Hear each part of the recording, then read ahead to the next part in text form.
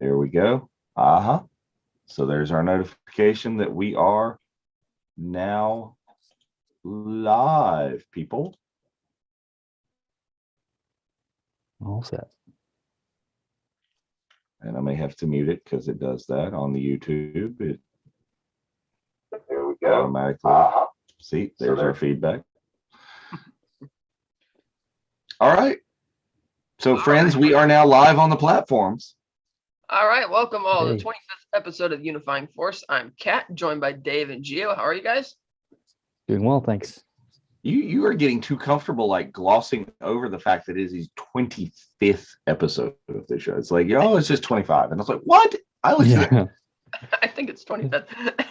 So But Autopilot. we are, I'm just talking about like we are 25 episodes in. It's just crazy how that goes. It is. Yeah.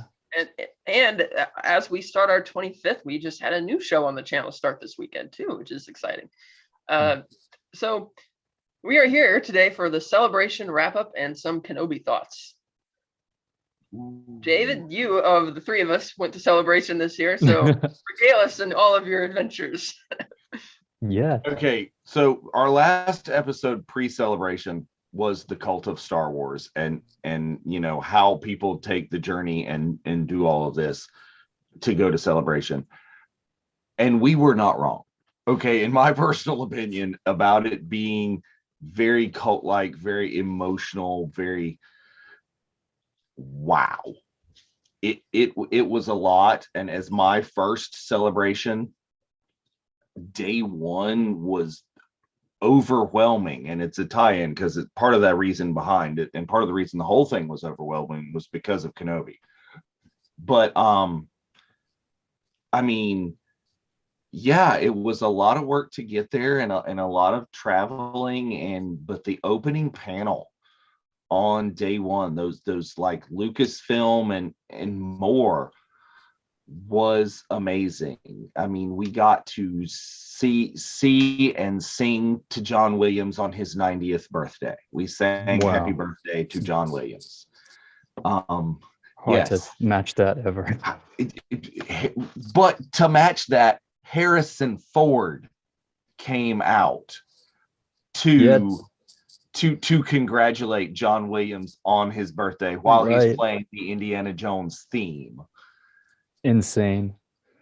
And Harrison Ford appeared. Now he's an actor and he's a good one. We know it. Appeared to be a little choked up talking about his friend John Williams. So, yeah, Celebration does things to people that you don't think.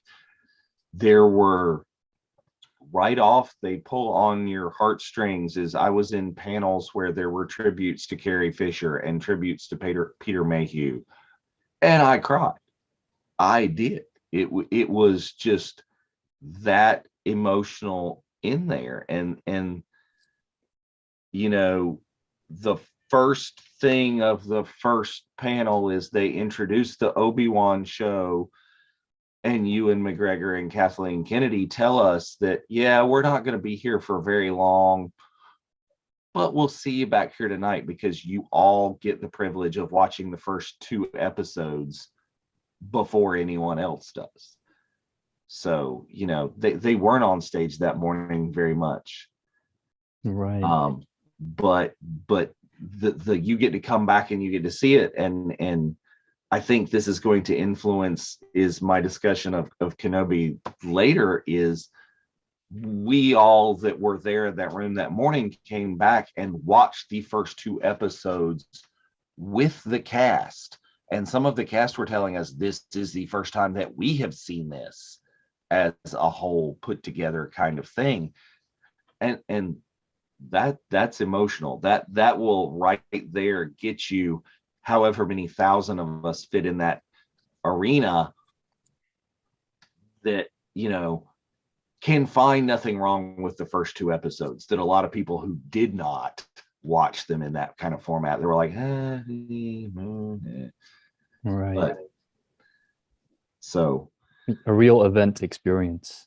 It was a real event experience, and I mean, meeting the people. I loved this. This is a tale and a tribute to our group. This is my first celebration. I'm clear on the other side of the country from where I live. And no matter what's going on, I'm running into people that I know all day, every day. Different parts of the celebration, different parts of the convention center.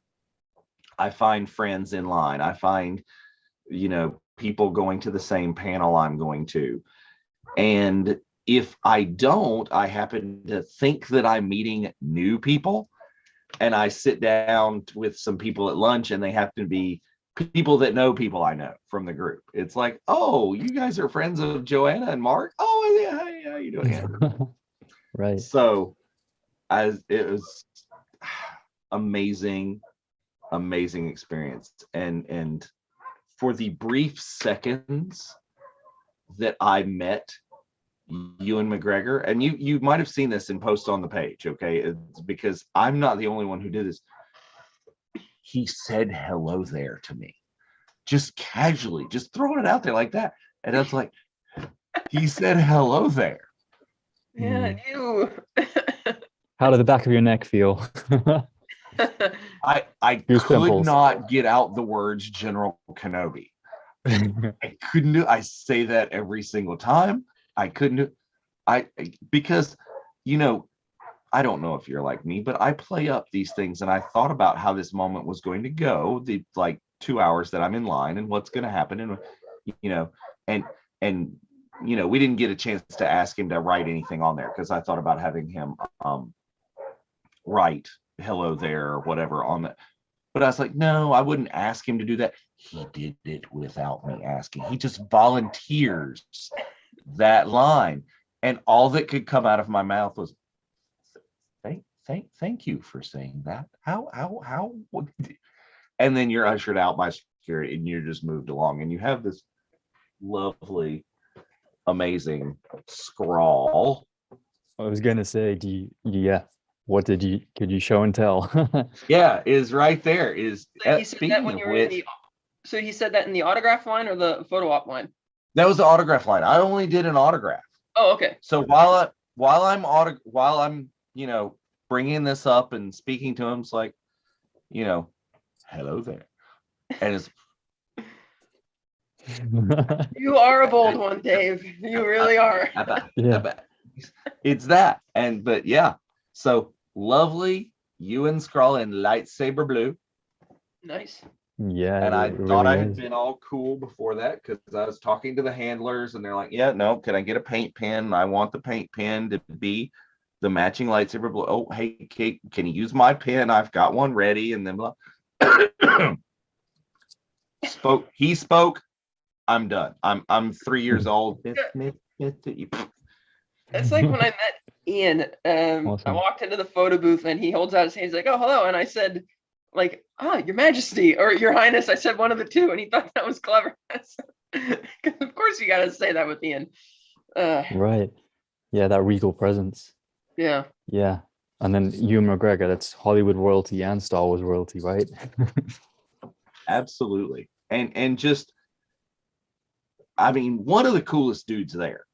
It's I was not nearly as starstruck by Tamora Morrison, but he was cool.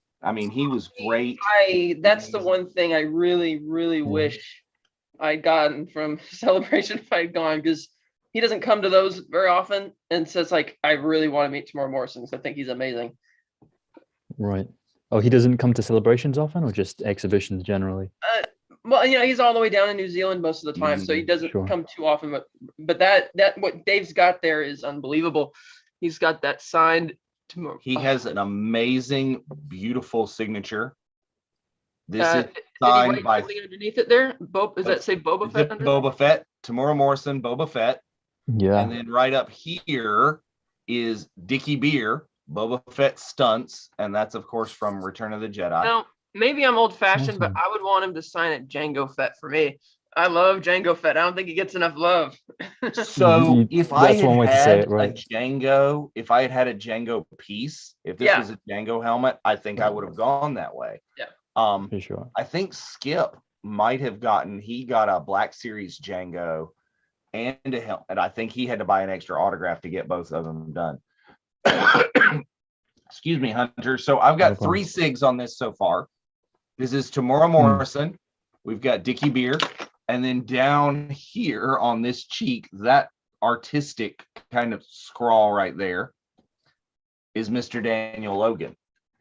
So I am, of course, I can't complete this because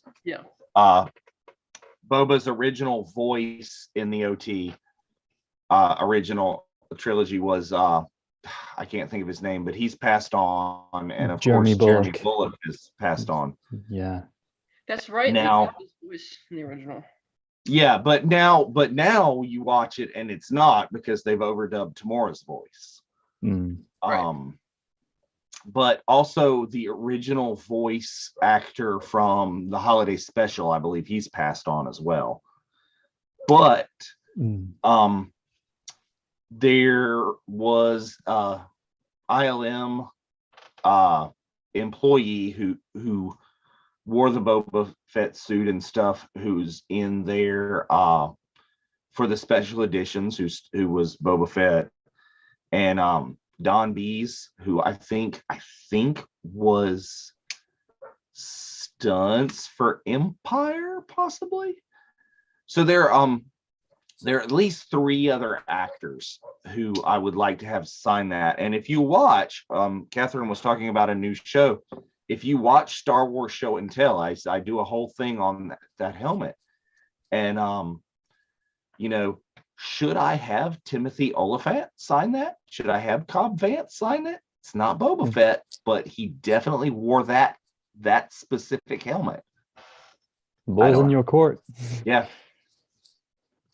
Yeah, it's I get really fortunate to almost just run into Jeremy Bullock when I was at a convention, and I could have mentioned this, I guess, in the previous episode, but it didn't feel as big as it wasn't an actual Star Wars celebration itself. And I'm not a veteran of conventions and exhibitions, generally speaking, but this was a local one, and he was there. He had photo ops and signature ops, and it was actually more of an almost a walk-in situation for him, which was really strange to me.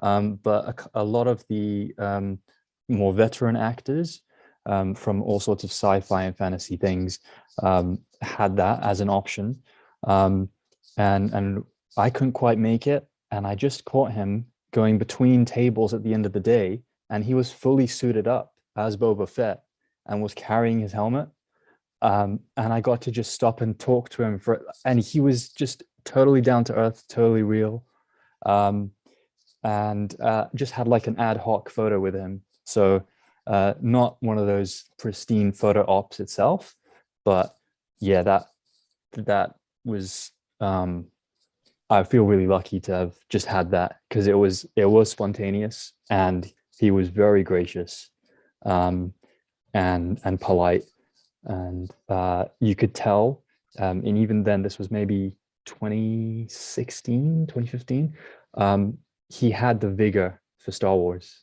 He had that spark still there.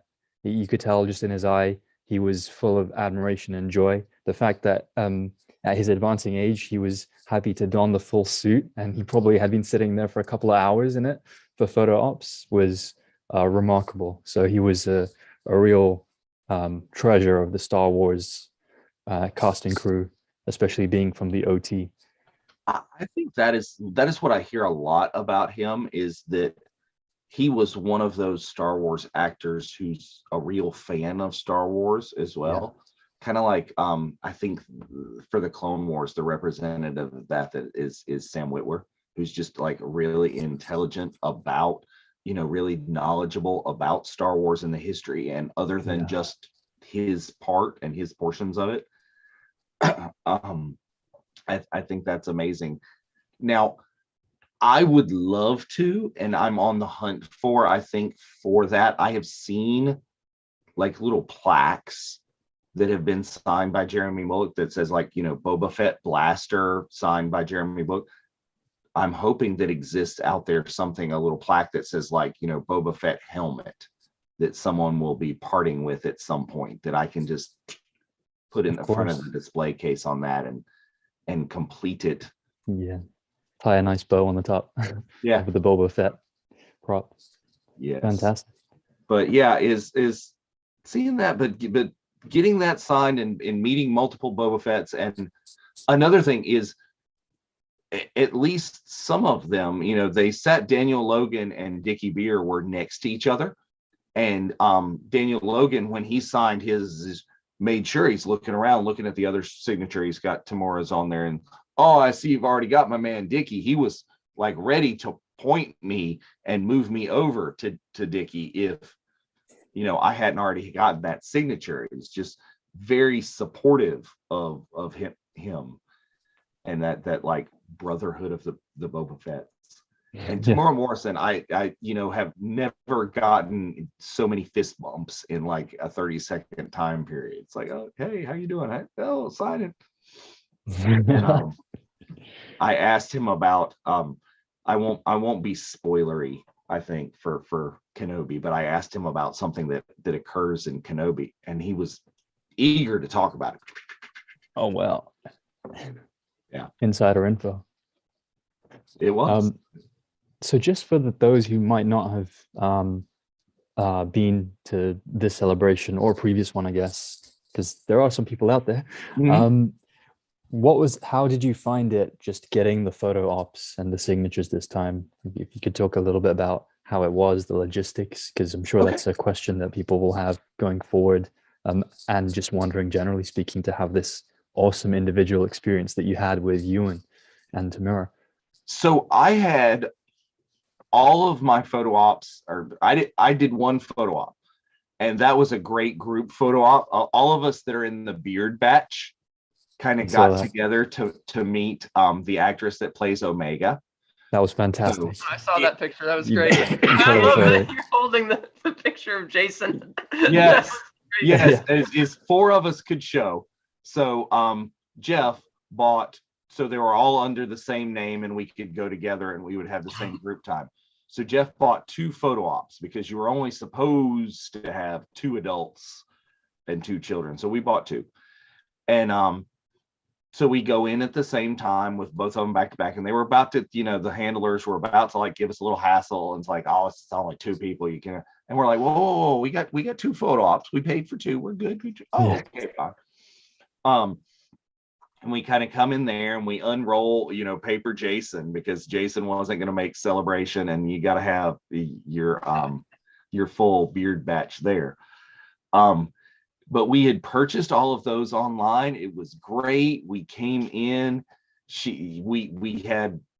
It was granted very brief. They rush you through the photo ops super quickly because the talent has other things to do super quickly. By the time we got through the photo op, had a chance to explain to her, hi, we're all the beard batch, it's this, and then this is Jason. Yeah. And we go behind the curtain to get our printout. By the time we look back up and are organizing things and getting a protector for the photo, she's already back over at her autograph booth signing. Oh. So it's super quick. And I think some autograph lines got really delayed. A lot of people were not happy at Celebration that they got delayed because the talent got tied up on the live stage, or the talent got tied up on their photo ops.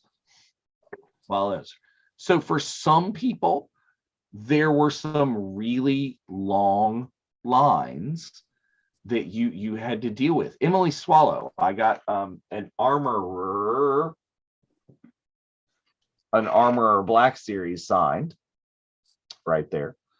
And Emily Swallow, I waited in that line forever, but I was happy to wait in that line forever because she was taking a lot of time with each person and having really nice conversations with each and every person that chose to spend their money on getting an autograph from her.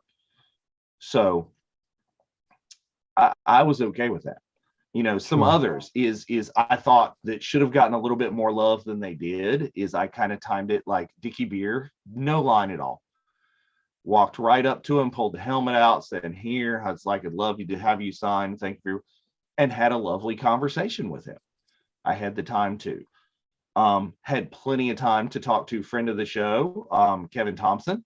Got some Ewok merch signed. The Ewok Assault Catapult right there with his character Chubray in there. And Neat. Kevin was there, and now that's the only one I think that, and you could do this with some people, is like I decided on the fly, on the spot, that I wanted more than one thing signed from him. So I was able to purchase that second autograph right there at the booth. But everything else had been set out. It was planned. It was online. It was ahead of time. I got emails from Reed Pop saying, "This is your time slot." And they were a little bit flexible on the time slot. For example, the Dickie Beer one is I saw that he had no line and my autograph was scheduled for the next day. But I went up and I had my ticket and I'm like, "Hey, this is for Saturday, but you got no line here. Will this scan? Can we go ahead and do it and get it out of the way?" And his handler was like, "If it scans, it scans." It scanned. We went. Makes sense. Yeah, I like that too with Reed Pop. They're very reasonable when it comes to that kind of thing. I had a similar thing at Celebration Chicago where I was in line for an autograph for Lauren Peterson, and he was taking time to talk to everybody. It was really great. But I was looking at my photo op for Daniel Logan was coming up real quick, and he was only going to be there for like 30 minutes because they were like really rushing it because he had to get to like a panel or something like that. And so I asked the guys at Repo, I'm like, this is kind of cutting it close. And they're like, "Oh yeah, you could it's for tomorrow. Oh sure, just come over here and get this now, and then you can just go back in that line later." I'm like, awesome. Yeah. Right. Amazing. And okay, and you could switch your time some. I think I did that for the Daniel Logan. If you did it in the right amount of time and they had the flexibility, if there were other photo ops, you could sit there right in the app and you could change your time, change your groups, change your days if they had availability. So I know some people had issues with it and some people had bad experiences. I did not. I thought the autograph hall, other than the fact that I probably overbooked more autographs than I should, and there were other things that I wanted to be doing. There were other panels and things going on at the same time. But you gotta make that choice yourself. It's like I did that to myself. I can't blame anybody for that. Right. And the only person who I had, gotten some warning about that said, they might be they were quirky. Let's put it as quirky, would be Anthony Daniels. Because I was like, it's Anthony Daniels. I mean, this is like the representation of every Star Wars. He's been in everything all the time, and I've got to go ahead and do it. What? Jeff said that the guy got the same box set signed by Kevin. It's like, wow. I hadn't seen a whole lot of other ones of those because that was like a special thing from 2013. But anyway, Anthony Daniels is, we're expecting maybe Anthony's going to be a little, when we were in the line, Anthony did take a fair number of breaks, but, he had interactions with all people. But, you show up, it's like, oh, he's on a break. Okay, fine. Either we come back or, stay in the line until he's back from a break. And he had only recently gotten back from a break when I was in there, and I got. Here we go.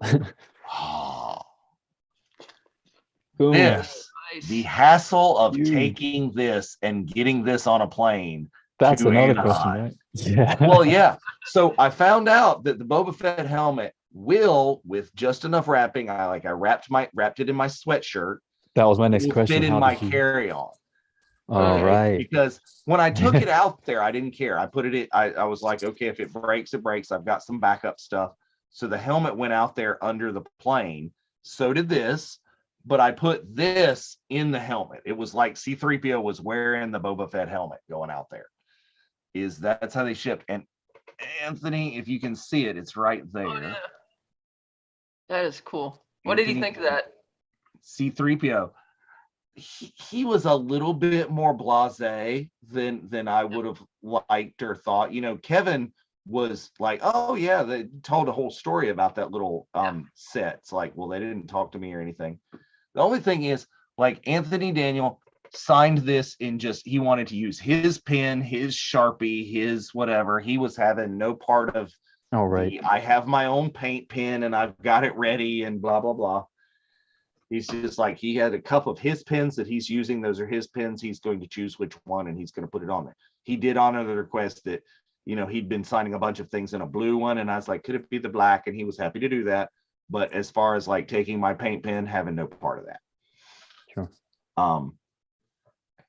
But yeah, is that's kind of the thing, is you order all your autographs online ahead of time, what you're going to do. And it was easy peasy. I got some other autographs at Boonta Eve, at the Boonta Eve Cantina is our group's event ahead of time. And that was very easy as well, is you walk up to the table and each individual person signing, either they themselves or they have someone with them that's handling the money. And you just, pay them cash, you pay them card right there at the table. You show them what they're going to get signed. I got this from friend of the show, Tim Donaldson. Nice. Tim is an original a Jawa from Star Wars A New Hope. And Tim's, we've had him on the virtual cantina before. Tim's an amazing individual. It was super cool. So autographs and photo ops I found were like really easy. The people I think that had the bad experiences with those were ones that were kind of beyond control. Is if Tamora Morrison, he happened to do an appearance in the Clone Wars panel and he ran late. It made his whole autograph line go late. If Ewan McGregor did a surprise appearance on the live stage, it made his line go late. And those are things that did happen and that left a bad taste in people's mouths. But getting there and doing that, getting into the con every day, it was a good experience for me. I had one bad day experience. Okay. Saturday morning, I did not have a panel scheduled, like the opening panel in the arena. I did not have a panel scheduled. So I showed up at the regular time, 9 a.m., something like that. Ran into some friends out front ran into Jeff's in the chat, out front at getting a photo op, getting a picture done in cosplay. And then I was like, well, I don't have a panel or anything. So I just went to Hall E. I went to the gathering line, the opening lineup, to wait with everyone else. And I was like, I didn't know, is this lineup for overflow? Come to find out, there are just thousands and thousands of people just crammed into these lineups. And it was just a line to get onto the show floor first thing when they officially opened at 10 a.m. And it was hot and it was crowded and it was just shuffle your feet, move. It's like, why would people do that? Because after 10 a.m. at like 10:30, by 11 o'clock, by the time they had released that, you just walk right onto the show floor.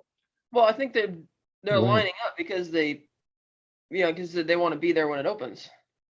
And then everybody kind of thinks the same thing. I had the same thing happen in Chicago. I get there and they're like, okay, the floor opens at 10 o'clock. Okay. Mm-hmm. So we go inside, we go up the escalator, there's a line, and the line moves really quick once they open the door. It's just like, you don't know how long it's going to take to get through that security line. Because that's something else you got to gauge, because you got to get through the security line, then you got to get into the main doors, up the escalators, and then it's like, okay, it goes from there. So, and then people are traveling from hotels. They don't know how long it's going to take because, you're in LA and LA traffic, depending on how far they are. So, people show up early and that kind of stuff, especially for a Saturday. So, right. Yeah. I mean, it was probably the most crowded day of the show. It was, and it was the day that I was in the line to get on the floor, and I would not do that again. Again, I would show up at 10:30 and 10:30, 11 o'clock and just kind of walk onto the show floor, because the show floor, I think, I was least impressed with is there were some cool things. There were some nice booths, but a lot of the big exclusives, you had to have won a lottery to get in, to go shop at the Funko booth, to do this. But there were, some places with some vintage. I got, a nice purchase of a vintage Chief Chirpa. Nice. I got a vintage, I rescued, because this was just like in like the cheap like $5 bin, is a vintage Yoda without any of his accessories, and now I'm on the hunt for the accessories, but that's something else for me to do. Completionist in you. Yeah. It's like I'm restoring him, loving, Right. Okay. Curating him within your home museum. Yes. So, but as far as a lot of the other booths and things, I didn't need to do that. I went and I visited several times. I visited one of our hosts of another one of our shows of Rebels Revisited. I went and visited Mark Von Olden a couple of times, and his booth at De Nuevo Novo was really cool. Helmets to try on, and you're looking at all the new merch that they're putting out. That was a nice place to see, but it wasn't one of the ones that was super overly popular that you couldn't get in, or that was cram packed full of stuff and you had to have a ticket. That was nice to do that. But the show floor, like I said, I could have almost done without, but some more panels and some more things I think would have been a cool thing to do. And I can't imagine, they're talking about in the chat, is how you would schedule it, those people who only had a 1-day pass. Okay, if you can swing it, I'm out here right now telling you now, if you can swing it for any other celebration that you go to, go for more than 1 day, so you can experience the multiple types of things that it has to offer. Yeah, I love that Chicago had a 5-day celebration. That was fantastic. That sounds awesome. Yeah. Which of the 4 days did you go on in the end? So, when I went every day. Yeah. Right. Okay. Why not? If you can, yeah. I was all the way out there in for me, the way it works is the expense was not with the 4-day pass. I got very lucky, and Scooby managed to get me a 4-day pass because he is lucky as all get out. Excuse me. But yeah, is 4-day pass was what, like $200? $195 plus tax. Yeah. So the cost of the pass is not, or was not for me, the limiting factor. A 1-day pass was $75.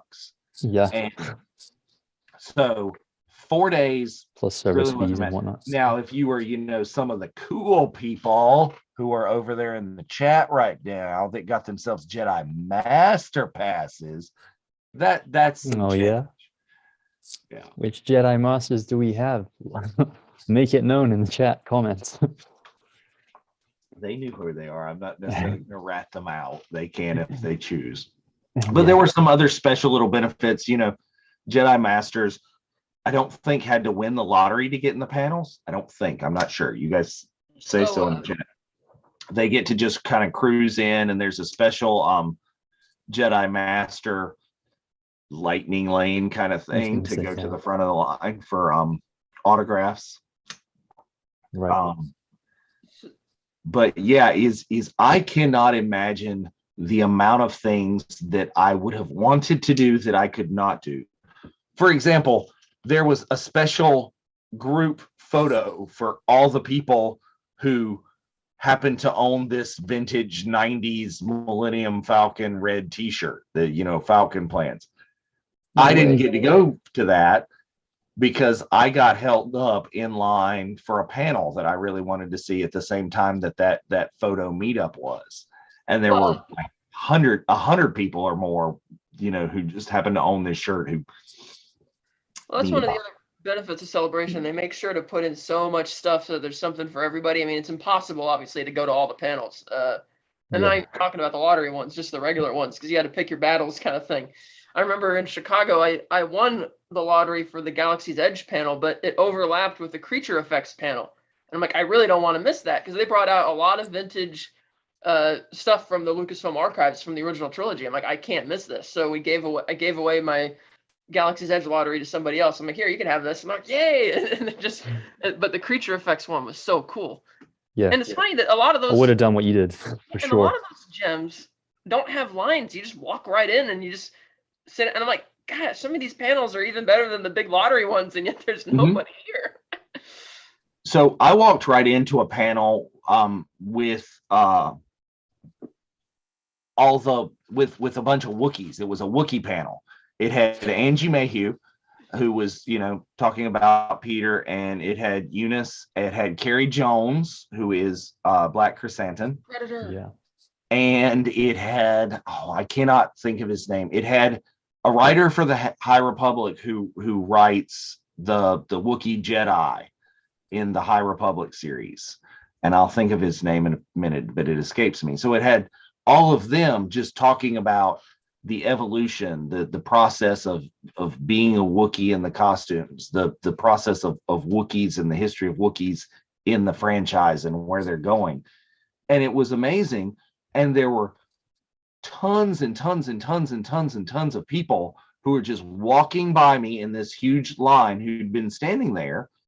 But I just kind of waited to the end, trailed in the back of it. There were still a few seats in the back, popped in, great panel.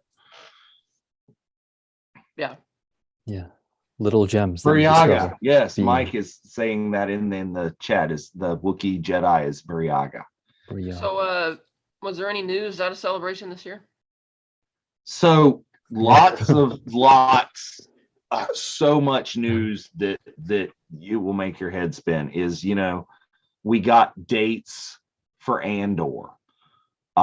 We got a long discussion on what Andor is going to be. Andor is going to be season 1 is 12 episodes instead of the usual very limited, 6 or 8 that we get in some of the series. 12 episodes in season 1, and there's already greenlit a season 2, which will be another 12 on top of that. We were given dates for this is the thing, dates for when Indy 5 is coming out. Harrison was They gave that back in Yeah. October. I was reading all the trades and they're like, they just announced the release date. I'm like, they announced that back in October. Oh, okay. Now, see, I didn't get that one. Yeah, But there was talk of, I thought they would have announced the title.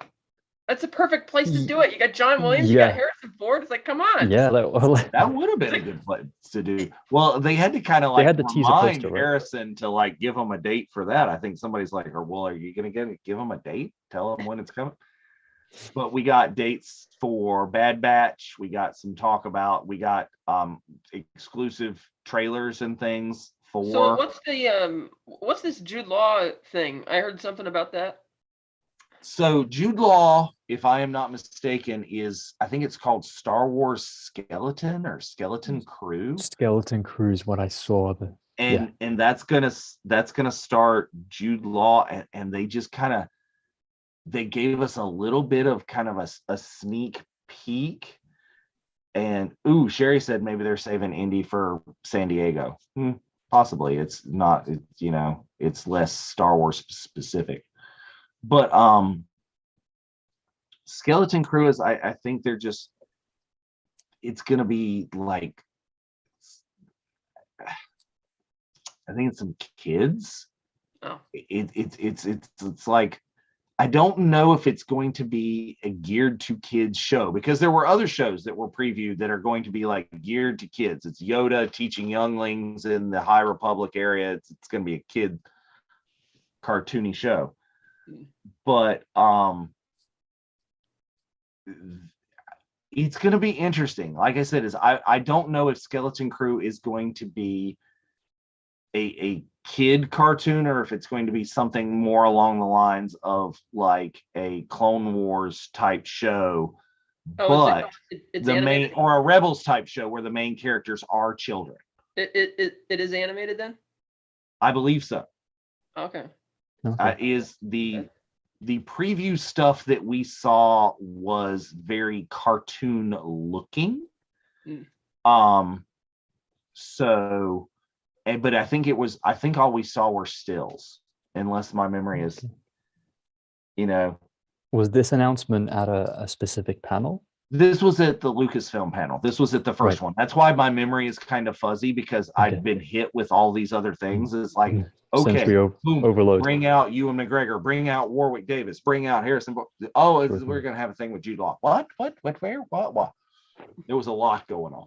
Yeah. For sure. So yeah, is just as like a Amblin 80s style show, that sort of thing going on. I mean, it could well be, yeah, there were artist renderings that to me looked like the future of it would be animated. But it looks to be really cool. We didn't get things that I was thinking, like the Acolyte. We didn't get anything. I didn't get anything unless there was a separate panel on that about when the Acolyte might be. There were others like Tales of the Jedi. They're talking about that coming out. There were talks about the High Republic. The next phase of the High Republic is that sort of thing as well going out. So yeah, we got some news, and then of course we got the hugest, biggest, largest news, which is when and where the next celebration is, which is 10 months away in London in 2023. It's like, and go. We're like, what? Craziness. So yeah, Disney's got the wheel spinning again, so I guess they're just going to keep on rolling, trucking through. I think so. Is just so much content that we are going to get in 2023, and I can see why you would run another celebration in 2023, because there is going to be so much and so many people for them to bring in. And it's the 40th anniversary of Return of the Jedi next year. That's the big one, yeah. That should be a huge one, and and all those people that come out, and all of those people specifically, right, who I think there'll be a whole crew of other people that will show up to a London celebration, all of the original trilogy cast and crew that are based there. Yeah. That are old enough at this point that it would be very difficult to make the trek to Anaheim, but the trek across London should be right in their wheelhouse. Yeah. I think a lot of crew, as well as the cast from like the 1977 original, when it was just the Star Wars and then Star Wars. Yeah. And I think there's still a lot of love within the kind of general UK film industry, certainly for the original, the very first film. Just all around, it's still obviously seminal and phenomenal, but from the kind of filmmaking and production, directing, editing, and all the crew roles that you've gotten in making any televisual media or film and movies, it's like top tier, as you'd expect. But sometimes I think we can take it for granted. Yeah, let's Skip. I think this is a natural point. Let's talk about, how does it feel for you, Gio, to have the next celebration like right there in your hometown? It's going to be in your backyard. I mean, I'm not presuming that you're going or anything yet this early, because we don't know about tickets. People, we don't know when tickets are going to go on sale. People, we don't know when tickets are going on sale. But how does it feel? Is the excitement just palpable? Yeah, it is. From the moment it was heard, and then Katherine also shot me a message to say, yeah, it's because we were both kind of sidelined for this one, unfortunately. Even though I felt like we were both so close to being there, like kind of prepped and all in a way. So yeah, and to see that and know that is fantastic, for loads of reasons. One, that is local to a whole new contingent. You've got the whole continent of Europe, and then I think the accessibility will be a huge drive to a lot of footfall from around the UK and the rest of Europe, for sure. And then again, the way I see it is, for everyone in the US and Canada and North America generally, um, there's a huge opportunity if you can book those things. If you've got facility to book far ahead in time, knowing the dates that they are, you can really make the most of London, which is, as I said, New York X LA X Tokyo in a way, and but then also kind of condensed in a way. It's one of those like super cities that really has, there's so many things that on a holiday of any kind, no matter what your kind of personality, there's so many things you can do, whether you want something more chilled, something hitting all the top tourist spots, something a little off the beaten track. You want to explore a little of like the climate and countryside of England.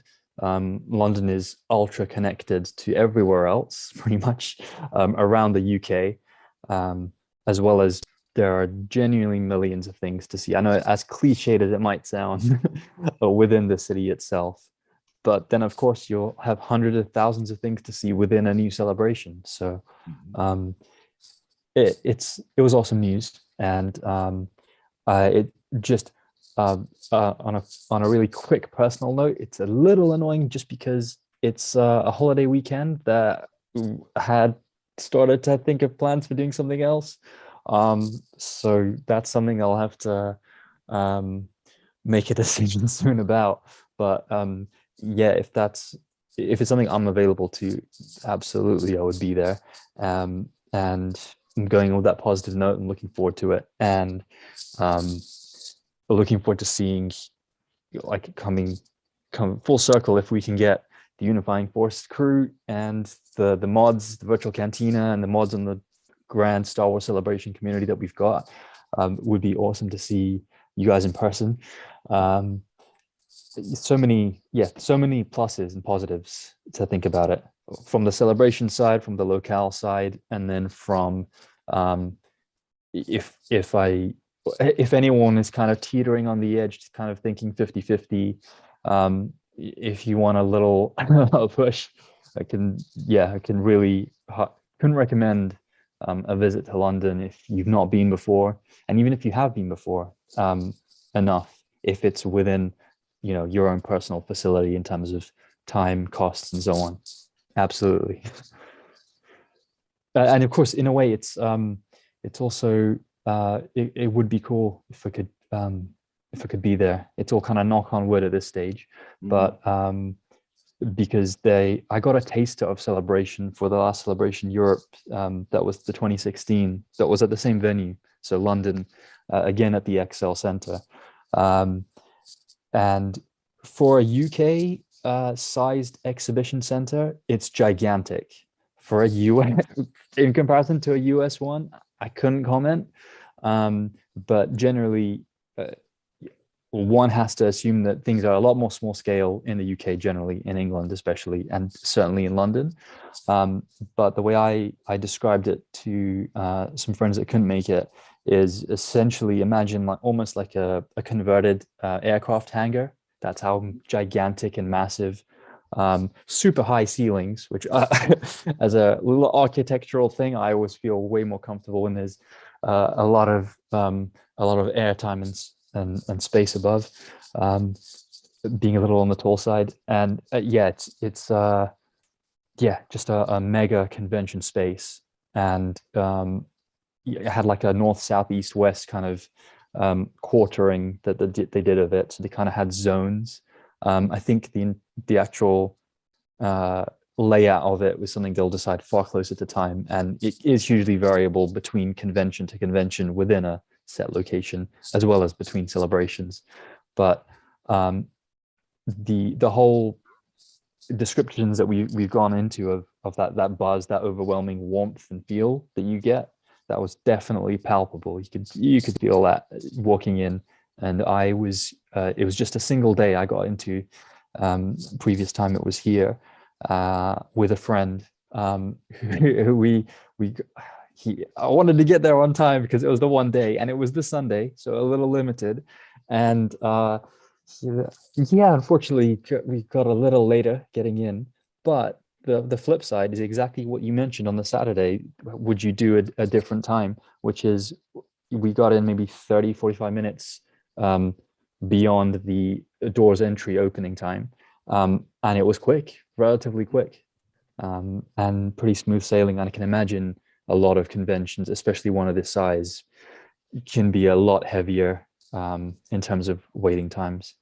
But another thing, just like a cultural kind of trope around the UK and definitely London is British people, oh, we love a good line for some reason.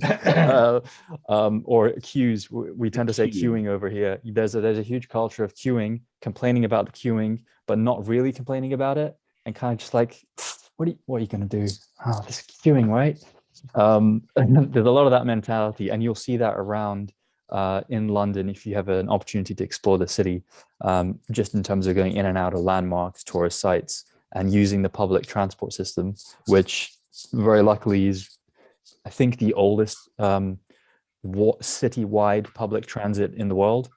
And it's, for the most part, incredible, given that I've seen the public transit in some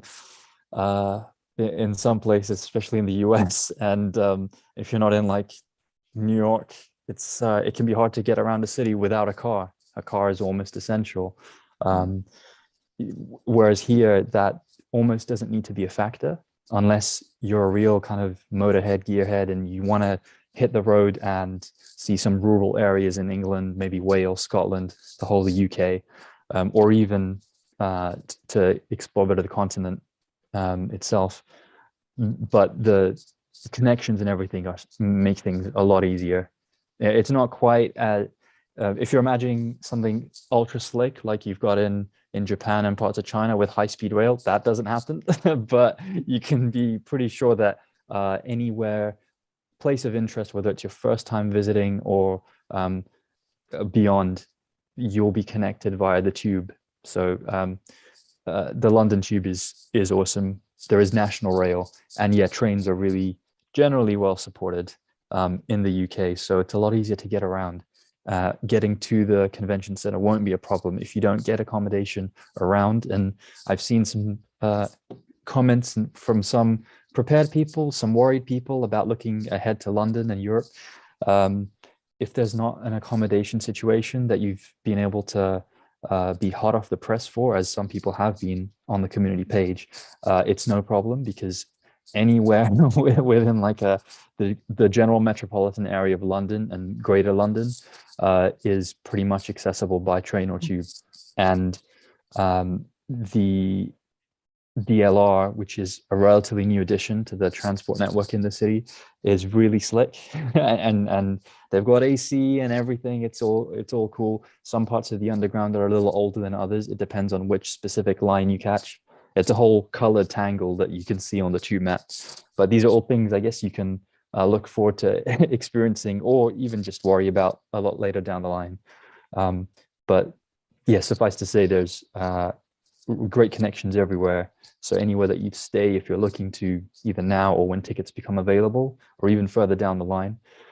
It is an Easter weekend. That's the only thing that might influence the cost of hotels and even Airbnbs, because it's a full-on holiday weekend for the UK and Europe. So that's one thing to bear in mind. But I don't know if that was a big factor this time, because May was a holiday weekend. It was in Anaheim, because this was a huge holiday weekend for the US. Yeah, for sure. Here is that for sure affects flights, because everybody's flying anyway. They're not going to Celebration. So, and hotel pricing, maybe availability, and the price structure at Disneyland, because Celebration this year was Disneyland adjacent. Yeah. And the prices, they're maxed out for their daily tickets for that because of the holiday weekend. So Sure. So a luckily, question, Geo, from Mike is, are the trains 24 hours? a couple of lines have been pre-COVID-19 pandemic lockdown. So they, in terms of accessibility in and around the city, there's no problem. You'll have Uber, and Bolt is kind of like the UK version of Lyft, which is a second company carrying the same capacity and options that Uber offers. There's plentiful availability, generally speaking. The city itself in the UK is just about rebounding back from pandemic in terms of things opening up fully. Officially, 3 months. It's coming up to 3 months that things have been back to open as pre-pandemic, and that goes to the same in terms of flights and getting into the UK. So if that was a background worry for anyone, just no need at all in that specific sense. We did have 3 of the 10-12 London Underground tube lines that were experimenting with 24 hours. They would do Thursday to Saturday. So the tubes would run continuously, and a pretty good service as well. It was approximately every 5 to 10 minutes, which at kind of crazy hours, given that, it's a Friday, Saturday, going out kind of nights for a lot of people, was a huge game changer. Whether they'll bring that back by the time it's not back yet. That's one thing that's not fully back. But if it weren't to be the case, you can still get in and around the city until around 11:30, coming up to midnight on the end of the week, going into the weekend.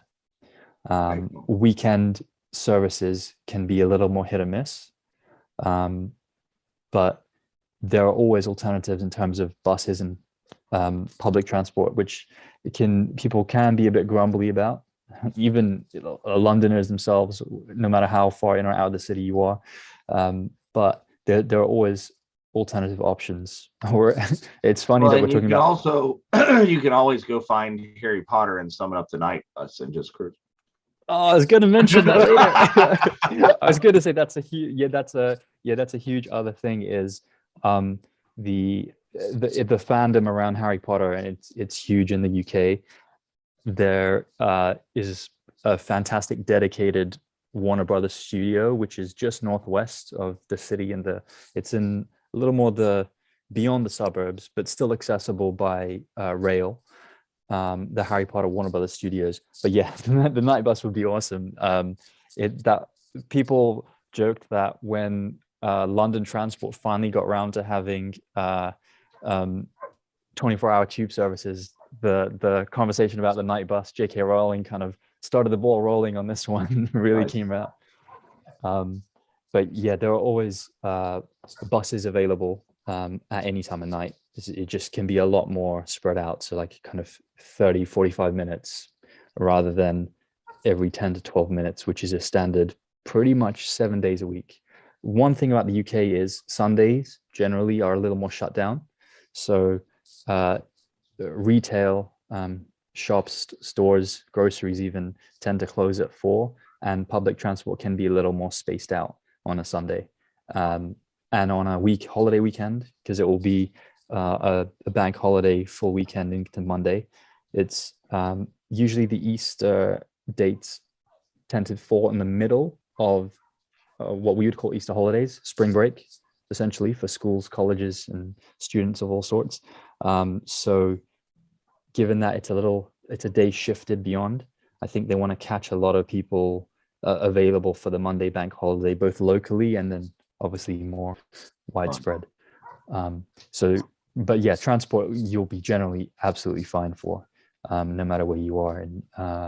And we can definitely look at a more detailed questioning further down the line. And we definitely will be looking at more of this as we get closer. We'll have what we had for Anaheim is we'll have our celebration previews and that sort of things on all of our shows. There will be news desks on the Virtual Cantina Network, on the Facebook page, and all sorts of things to get us prepared in the next, 9.5, 10 months sort of period. But so we are at our time for today, but I'm gonna like pull an audible and say we haven't discussed like what's there. If you guys are still up for it, I think we need to talk some Kenobi. For sure. Yeah. All right. Let's go. So I've already kind of told you my impressions of the first 2 episodes. Were like, we watched, a number of the people that have been in the chat here, is we were invited back and we saw a special screening, red carpet screening, and that was a thing that was not expected.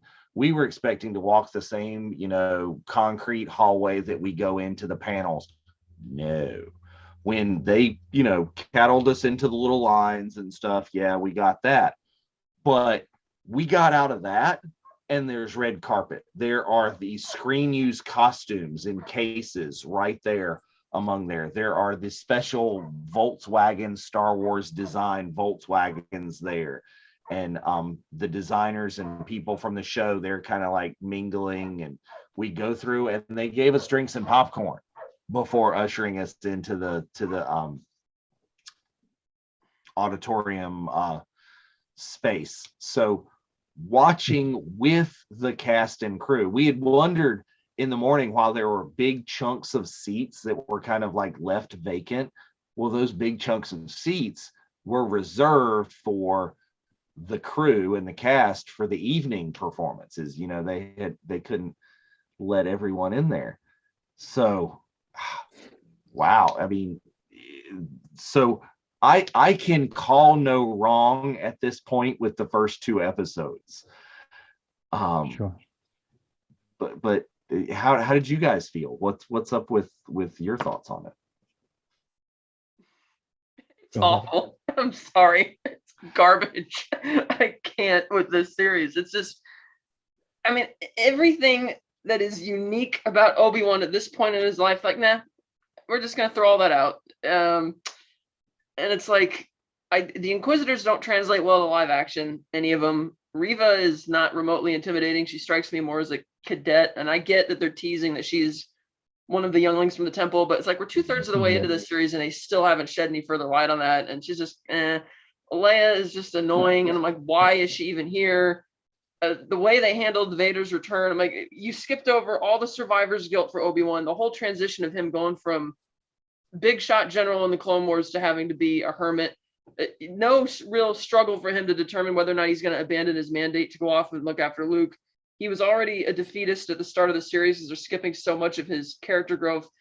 The revelation that he has when Vader's back was so poorly handled. She just kind of mentions it, and Ewan, I don't think his acting really sold it in that bit. Vader, it was badly shot, that whole definitely, for such a massive plot point. Yeah, Vader's I I like that Vader's ruthless, but something about the whole look of this series feels TV to me. It's like, I know they're spending a lot of money, but it looks almost like a big budget made for TV movie rather than cinematic. And when him and Kenobi meet again, I'm like, it's so nonchalant. I'm like, this is supposed to be a really big deal. This is like, you left him to die because you thought he was dead. Realizing everything that all the horrible things that Vader's done over the last 10 years, and Obi-Wan's not, there's no real glossing over. It's just, the whole plot just feels very generic. Like they could have swapped Obi-Wan for any runaway Jedi, and there you go. It's just, it doesn't even seem to be as much about Obi-Wan as it is like the intrigue of the series is more about Reva and what's going on with her and what is she motivated by. But it's like Obi-Wan to me is just kind of there, and then you have these weird things like in the latest episode where he takes like 4 swipes of his lightsaber to down a stormtrooper in the dark, really? And you have these weird amber chambers, and it's like, okay, they're teasing things.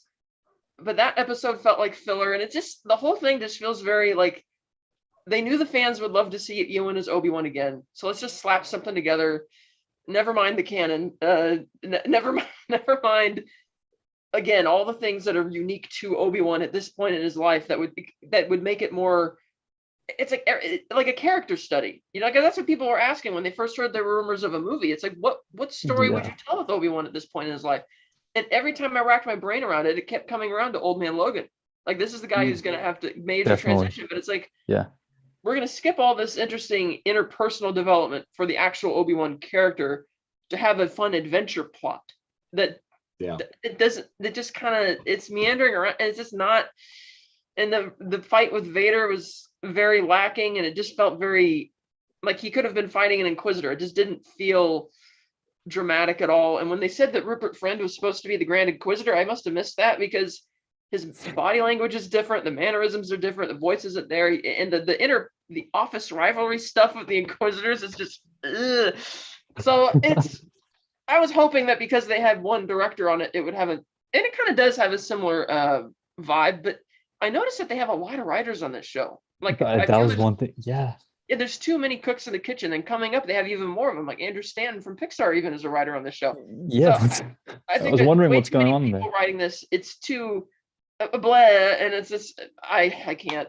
I'll finish it just because I'm obligated to finish it, but this is a major disappointment on all fronts for me. So I'll give you, before I let Gio talk, I want to respond to one part of that, which is, sure, I kind of get where you're at once you say that, because I feel that for you to get where he's at in his development, you have to have read or watched the Kenobi audio drama that talks I get why he's there. I get why he's feeling the way he does. I just feel that would have been a much more fascinating journey to see than, because the show seems to be more plot driven than it is character driven. Like if it was from the character of Obi-Wan, that'd be great. But I just feel that it's more plot.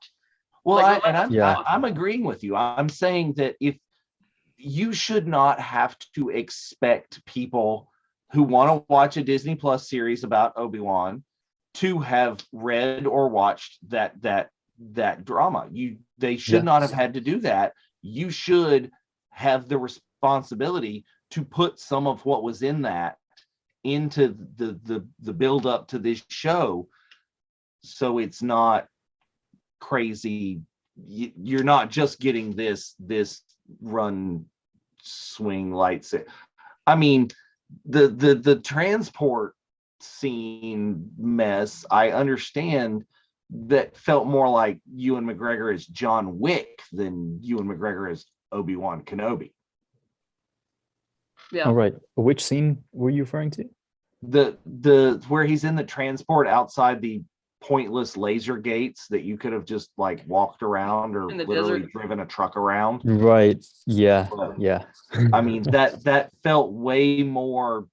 Yeah, that was action hero-y thing as opposed to Jedi Knight. But anyway, Gio, your thoughts before I.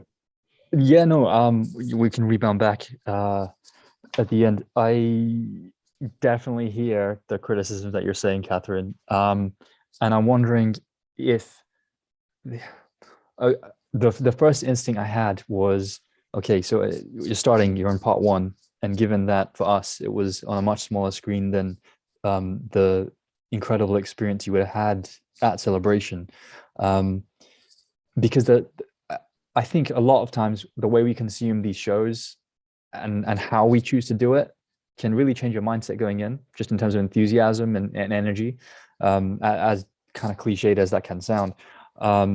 If you go in with a very specific expectations of any content that Disney Star Wars is giving us, I learned from The Force Awakens that you got to manage them well. So I was able to go in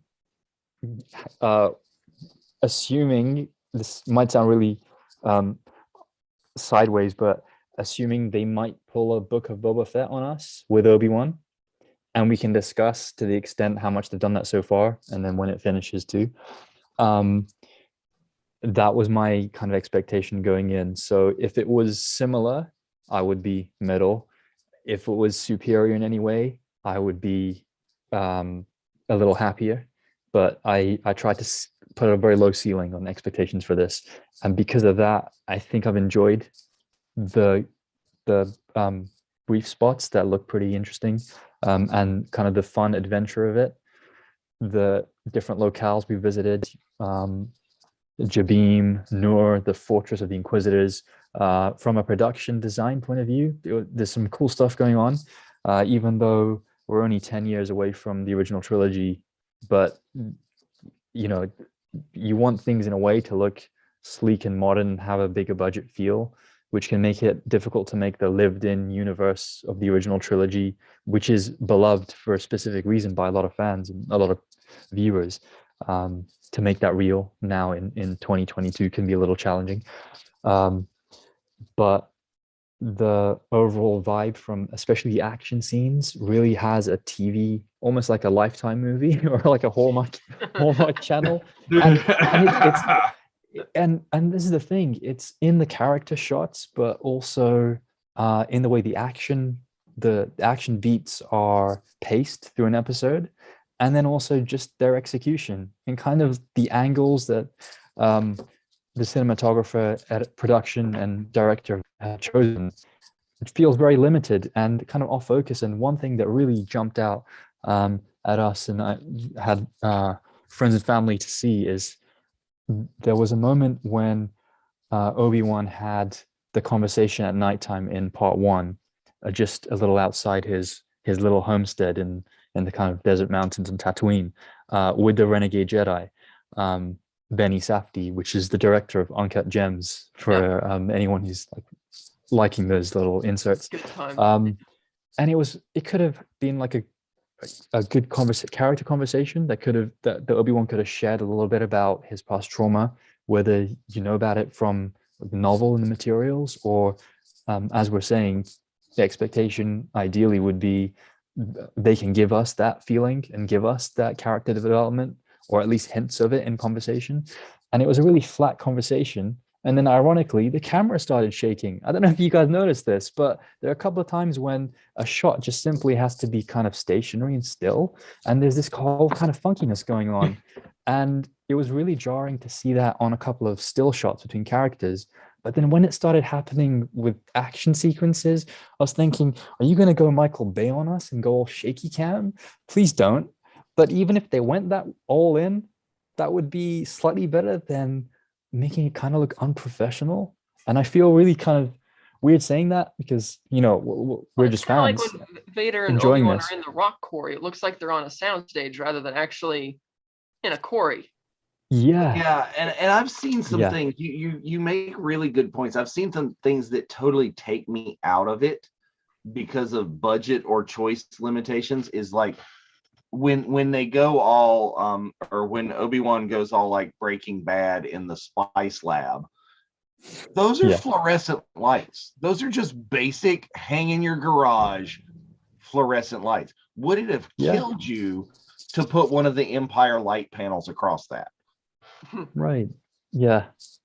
Well, I'm really wondering what they did with the budgeting. Sorry to interrupt. Just the budgeting and the allocation of financial resources in the different parts that make up a TV show. There's other logic problems. Like, okay, when Vader's dragging Obi-Wan through the fire, that's really cool. But Vader puts out that first fire very quickly on his own. Well, then the second fire starts, and Vader can't put it out. He just kind of stands there, and it's like the stormtroopers, for whatever reason, can't walk around the fire. And it's like, what is going? I'm like, that was frustrating. That was frustrating. How, Leia goes down the tunnel, and Reva finds this tunnel, but somehow Reva gets to the other side of the tunnel when she didn't even know the tunnel was there. So how does she know how to get to the other side? And it's like there's little things like this that I find are peppered throughout that kind of the logic is a little funky. But also with TV, there's this TV setting that smooth motion, which is good for live TV, they say, but it looks awful when you try and put it for watching a movie. And that's kind of how I feel when I see Vader on screen. Something about the way Vader moves, like especially when he's in his castle or when he's walking up to like force choke Reva, something about it looks a little off, and I can't put my finger on what it is. And that motion alone, it's like when he's choking Reva, when she says, "I've put a tracker on it," I'm like, okay, Darth Vader at that point would say, okay, then you've outlived your usefulness, and would kill her. And that would be a Darth Vader move right there. But no, and it just, I don't know. I mean, Obi-Wan and Hayden, Ewan and Hayden have been doing a great job of hyping this series, but it's like, if the third episode is your standard for the reunion, I'm not having high hopes for where this is going. So I want to talk about some of the good things. The good things that I've enjoyed. Let's do it. So the Vader Obi-Wan fight in the quarry. Yes, I totally get you. It did not look like a quarry. It wasn't expansive enough. It was just But um the glow and the lightsabers, it was very reminiscent of lightsaber fights of Twin Suns, is the Maul and Obi-Wan fight there. It's the lighting was beautiful, the lit sabers and the Oh yeah. Yeah. I mean, let's give them a little on that level of For sure. cinematography. I Yeah. like that. I'm torn on whether I enjoy or don't enjoy how much Leia focus this is, as opposed to they only showed us Luke in the trailer. Here's the torn is I respect the fact that Obi-Wan is now being labeled as the protector of both of them. Is he didn't spend his entire time as this complete and total hermit on Tatooine, just watching Luke through binoculars and trading snarky banter with Uncle Owen. He's the protector of both. I think this gives us a really interesting take on why Leia would be, and granted, this was a retcon that they did in the sequels, is it was supposed to be Luke who did this anyway in the EU, but why Leia would name her son Ben gives us a real, this. Why would you do that? Well, this tells you exactly why she would do that. And it That's gives you some interesting things on her behavior, some retcons of her behavior, just like lounging around in the cell. It's like, okay, yeah, been there, done that, been kidnapped by the Empire. I know this drill. But yeah, it is. It has some things, and here's let's talk about what do we hope to see from the other two episodes.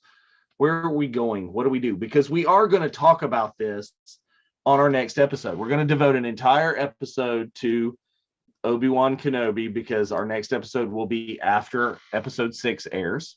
Yeah. So let's make some predictions that we can be wrong about.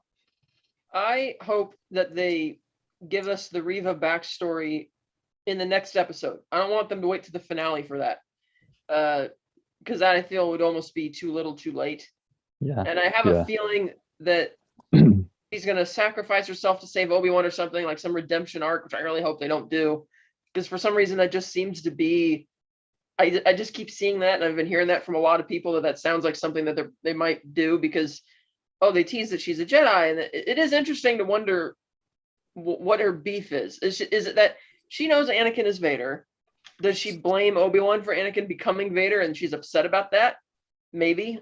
Is she upset? Is she just trying to get a close shot at Vader himself? I'm not really sure what's going on there. So that's admittedly a point of intrigue, but I feel that thematically and centrally the intrigue should be more around our main character. So I hope they do something with Obi-Wan to kick up that interest. I get that Obi-Wan's arc is him learning to find hope again. I could see that, but I just hope they do something to resolve the Reva thing so we could put more focus on Obi-Wan going into the finale. Sure thing. I think that it seems that Disney Plus shows generally, not just the Star Wars ones, tend to write themselves into a corner in terms of character, to the extent that there's a lot of plot stuff and some action scenes, and this is definitely true of some of the MCU shows as well, which we have to say that Disney is the overarching company controlling both these things.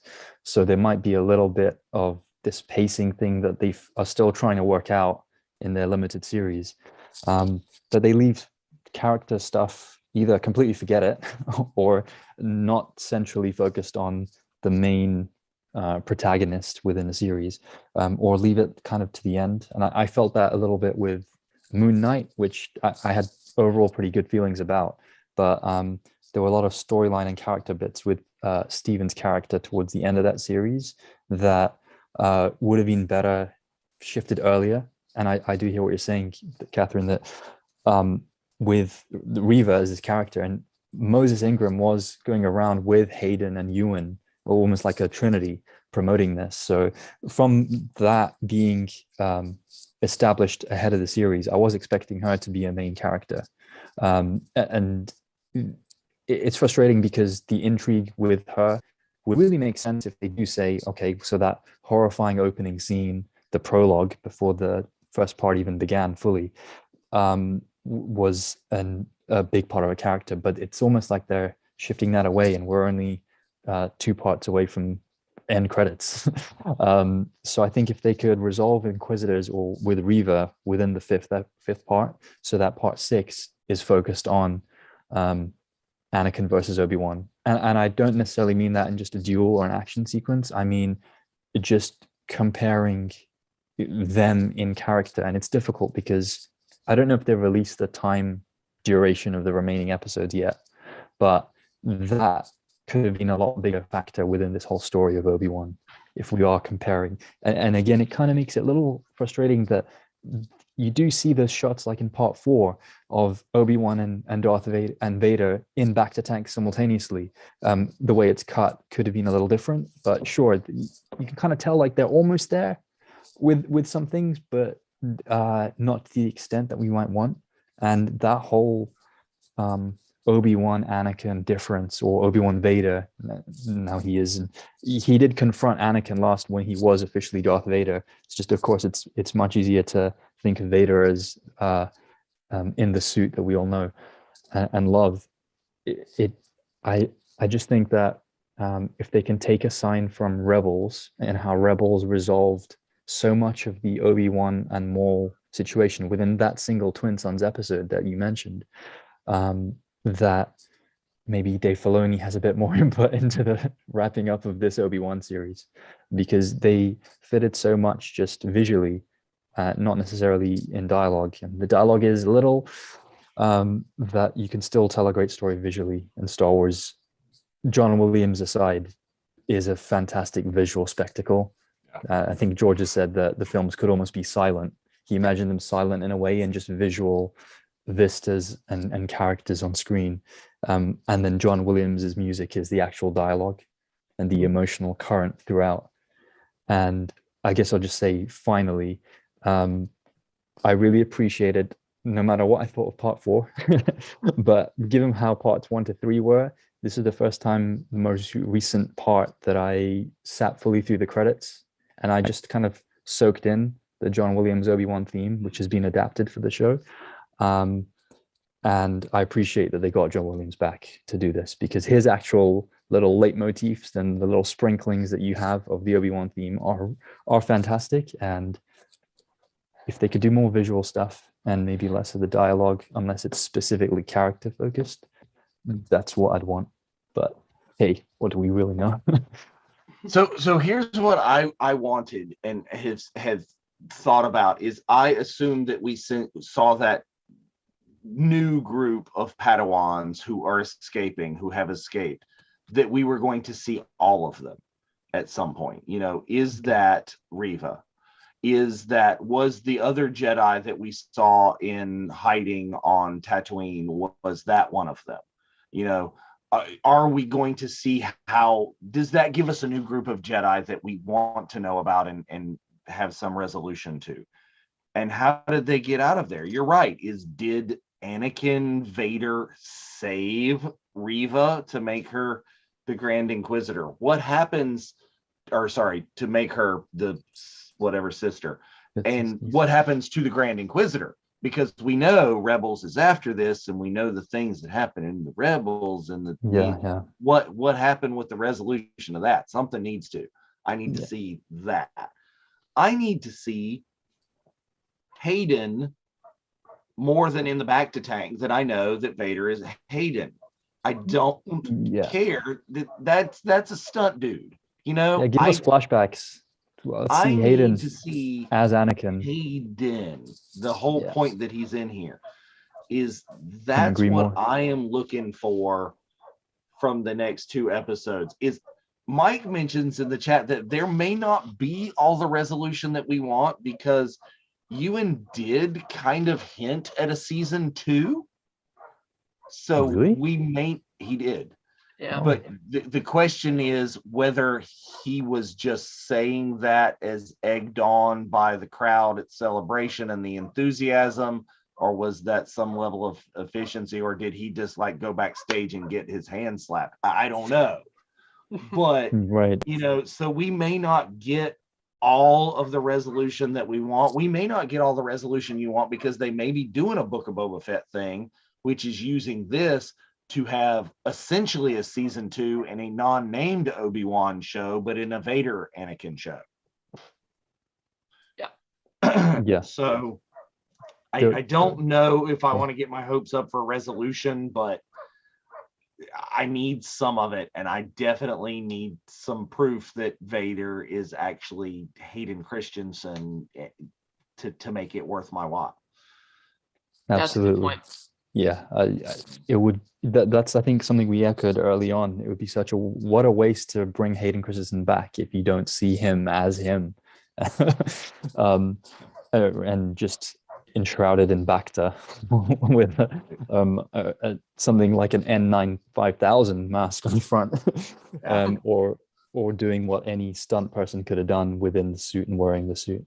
Right. Katherine, when you say Vader looks a little uncanny, do you think that could have been because Hayden's wearing the suit, or It's just, some of it is the way that he moves is almost like the suit looks a lot lighter.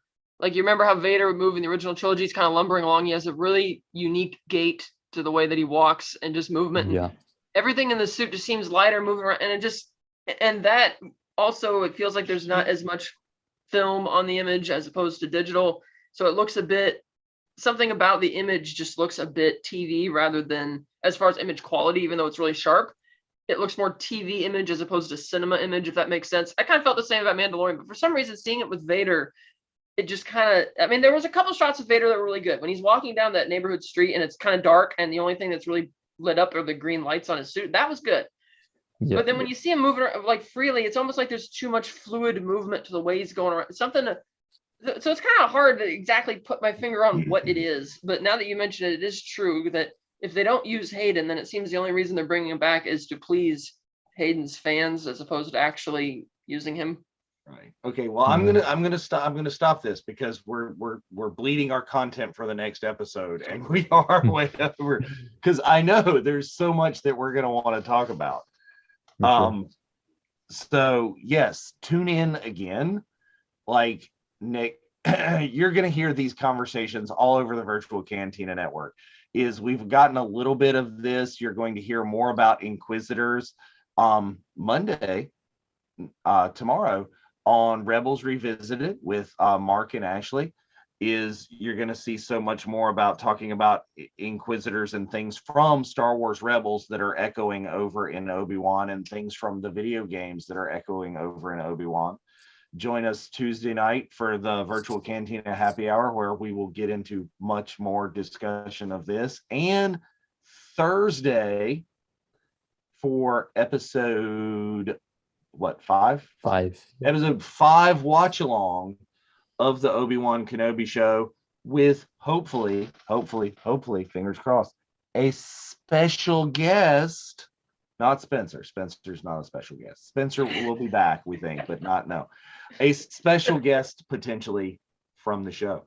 So join us in all the content, and join us again in 2 weeks when we continue this discussion of all things Obi-Wan Kenobi. Let's see if I keep my celebration high of wow, it's the greatest thing since sliced bread. Oh, I totally get that too, by the way. When you're watching it in there with everybody, with the actors and the crew, that's got to be something special. Yeah.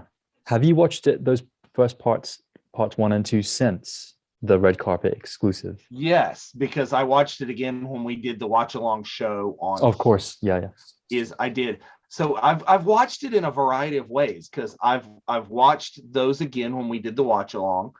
I watched episode 3 just on my own on the small screen, and then watched it again on the watch along. But episode 4 I have only watched here when we did the watch along on the Thursday. That was the only time that I had seen 4. I held my live reactions for the actual show.